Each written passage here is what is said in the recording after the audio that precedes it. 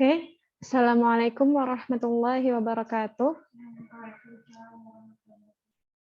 Alhamdulillahirrabbilalamin. Pertama-tama dan yang utama, marilah kita ucapkan puji dan syukur kepada Allah Subhanahu wa Ta'ala, yang alhamdulillah pada kesempatan hari ini kita masih diberikan nikmat yang banyak sekali ya, yang pastinya ya nikmat iman, nikmat Islam, dan insya Allah nikmat kesehatan juga Allah selalu senantiasa berikan kepada kita. Dan senantiasa salawat serta salam juga tak lupa kita junjungkan kepada Nabi besar kita, Nabi Muhammad SAW, yang telah mengantarkan umatnya dari zaman kegelapan menjadi zaman yang terang benderang seperti hari ini, insya Allah. Oke, pada kesempatan hari ini, Hulwah akan mengisi tentang menjaga Allah, maka Allah akan menjagamu. Nah, ini salah satu hadis Arba'in ke-19.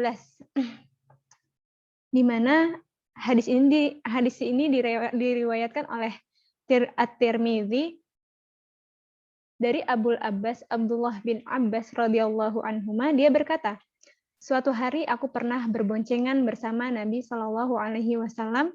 Lalu beliau bersabda, wahai anak kecil, sungguh aku akan mengajarimu beberapa kalimat. Jagalah Allah, niscaya Dia akan menjagamu. Jagalah Allah, niscaya engkau akan mendapatinya di hadapanmu.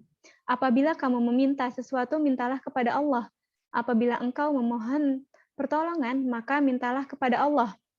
Ketahuilah, kalau seandainya umat manusia bersatu untuk memberikan kemanfaatan kepadamu dengan sesuatu, niscaya mereka tidak akan mampu memberi manfaat kepadamu kecuali dengan sesuatu yang telah Allah tentukan untukmu.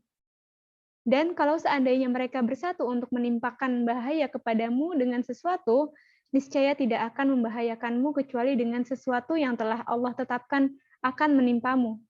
Pena-pena telah diangkat dan lembaran-lembaran telah kering. Hadis riwayat Tirmidzi, dan dia berkata hadis ini hasan sahih.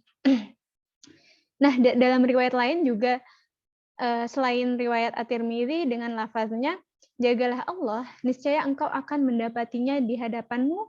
Ingatlah Allah dalam keadaan engkau lapang, niscaya Dia akan mengingatkanmu dalam keadaan engkau sulit.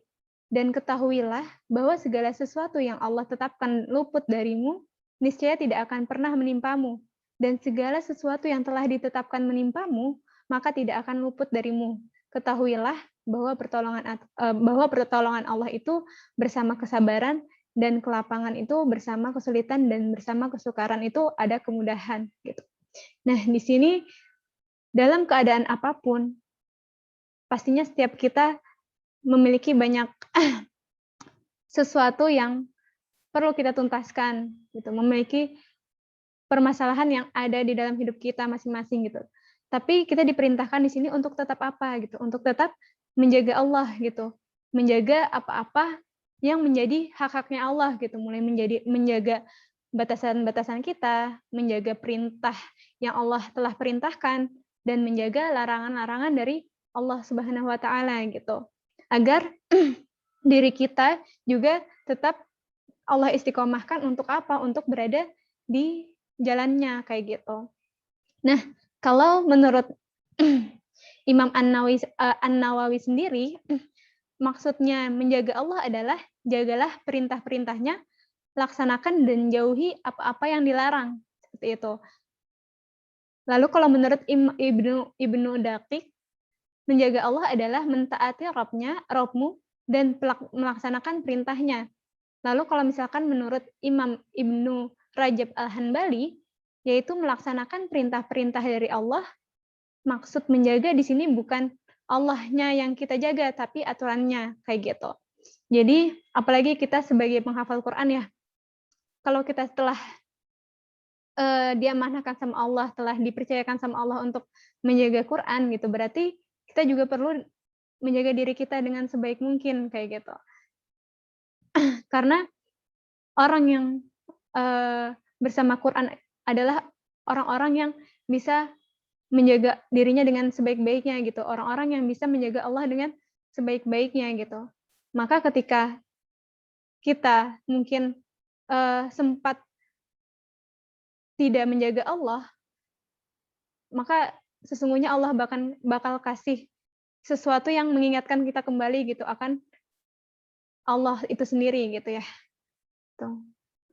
Nah, termasuk tadi menjaga aturan-aturannya gitu. Jadi hidup kita di sini adalah bukan kita yang membuat aturan gitu ya, tapi kita sesuaikan lagi dengan aturan-aturannya gitu. Aturan-aturan dari Allah gitu. Apa yang kita lakukan disesuaikan lagi apakah Allah suka atau tidak gitu. Bukan berarti apa yang kita suka maka kita lakukan gitu. Nah, yang perlu kita jaga adalah terkait sholat gitu ya. Ini sholat itu adalah suatu perkara yang paling penting untuk dijaga gitu ya. Terus juga wudhu gitu ya. Wudhunya juga menjaga mulai dari wudhu, menjaga kesucian gitu ya. Karena ketika kita sholat maka kita juga harus suci dari hadas kecil dan hadas besar gitu. Terus juga menjaga apa-apa yang masuk dalam diri kita gitu, termasuk makanan gitu. Yang kita harus memakan makanan yang halal dan thayyib begitu ya. Nah, dan menjauhi makanan dan minuman yang haram. Terus juga kita harus menjaga pendengaran kita, menjaga pendengaran, menjaga penglihatan, menjaga hal-hal yang Allah berikan yang ada dalam diri kita seperti itu.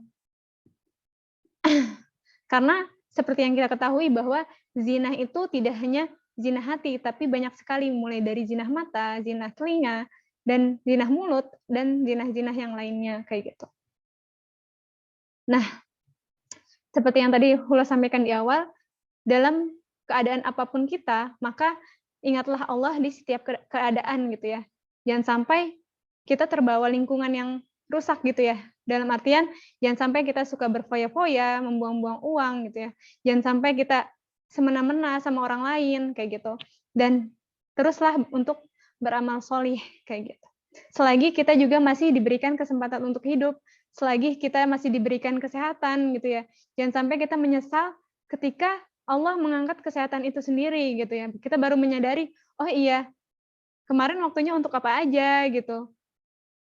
Karena yang nanti bakal dipertanyakan adalah ya kesehatan kita digunakan untuk apa, ilmu kita digunakan untuk apa, harta kita digunakan untuk apa, dan yang lainnya gitu ya. Dan ketika kita selalu mengingat Allah di setiap keadaan, maka percayalah gitu, hati kita pasti akan selalu mencari ridhonya dalam setiap keadaan pula, kayak gitu. Terus yang pasti yang perlu kita lakuin adalah memohon pertolongan kepadanya gitu ya. Nah, apabila kamu meminta sesuatu, mintalah kepada Allah. Apabila engkau memohon pertolongan, maka mintalah kepada Allah. Di mana kita tahu bahwa setiap apa yang kita lakukan itu bukan semata-mata karena kemampuan kita gitu ya. Tapi justru karena Allah yang memampukan. Apa-apa yang kita dapatkan itu bukan karena kemampuan kita juga gitu, tapi karena Allah yang mengizinkan kita untuk mendapatkan itu. Jadi pertama-tama yang perlu kita lakukan adalah mintalah dan memohon kepada Allah untuk tadi diistiqomahkan dalam membersamai Allah, untuk diistiqomahkan dalam mendapatkan hidayah gitu kan ya. Karena kita nggak ada yang tahu, mungkin hari ini kita baik-baik aja imannya, kita nggak ada yang tahu ke depannya seperti apa gitu ya. Maka terus minta sama Allah untuk diistiqomahkan, untuk selalu didekatkan kepada Allah, untuk selalu dibersamai dengan orang-orang solih, dan dijauhkan dari hal-hal yang menjauhkan kita kepada Allah kayak gitu. Nah, terus yang selanjutnya adalah kita perlu meyakini ketentuan Allah gitu ya. Ketika kita sudah menjaga Allah, insya Allah gitu ya, kita apapun ketetapan Allah, seperti apapun itu, kita akan mudah untuk lapang, kita akan mudah untuk sabar, dan yang pasti kita yakin bahwa apapun yang Allah kasih itu adalah yang terbaik untuk diri kita gitu ya.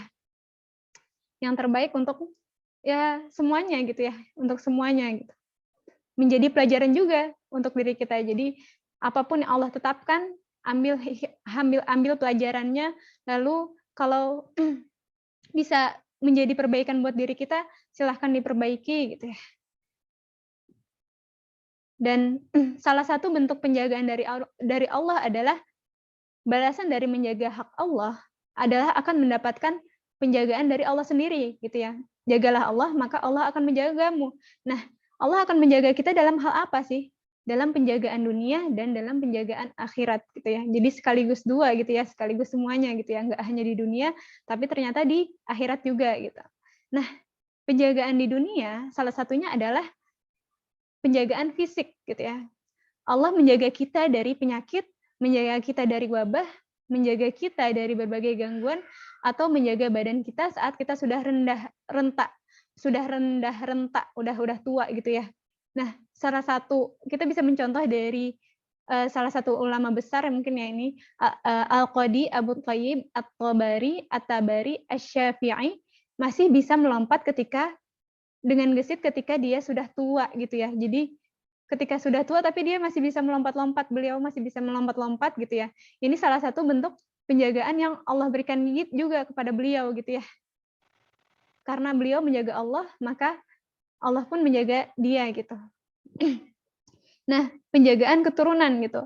Tidak jarang kita menemukan orang-orang yang solih, keturunan-keturunannya juga solih gitu. Itu karena berkat rahmat Allah gitu, sehingga Allah jaga keturunan-keturunannya. Gitu. Allah akan menjaga keturunan kita kalau kita menjaga aturan Allah. Kalau kita tumbuh menjadi orang tua yang solih, bapak ibu yang solih dan solihah, maka insya Allah akan menjaga keturunan kita juga. Nah, terus juga penjagaan akhirat gitu ya. Nah, seperti yang kita tahu kalau kita di dunia aja menjaga Allah, insya Allah akhirat pun akan ada balasannya gitu. Insya Allah Allah pun akan menjaga kita di akhirat gitu ya. Allah akan menjaga agama dan iman serta diselamatkan dari syubhat dan syahwat. Allah juga akan menjaga kita dari riba, kesesatan agama, dan dijauhkan dari yang haram gitu ya. Allah juga akan menjaga kita dari kekufuran. Allah juga akan memilih kita untuk menjadi mukmin dan muslim dan memberikan istiqomah kepada kita sehingga kita meninggal dalam keadaan Islam insya Allah. Dan insya Allah juga akan menjaga kita dari panasnya api neraka, panasnya siksa kubur,